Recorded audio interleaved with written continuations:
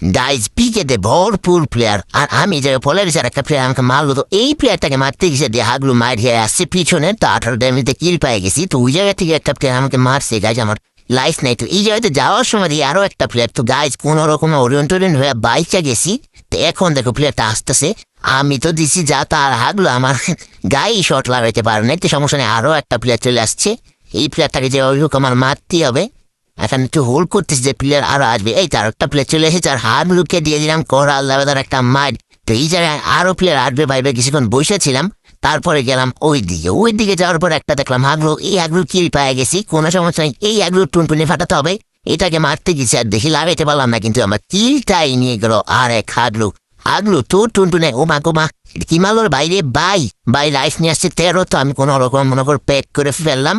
তারপরে দেখো গুলালটা ফাটাইলাম। এখন গুলাল ফাটানোর পরে এই লাস্ট প্লেয়ারটাকে মারতে হবে, এই সেই লাস্ট প্লেয়ার। এটাকে মারার চেষ্টা করলাম, মরে না। আর ভাই কি রে, তুই কি মরবি না?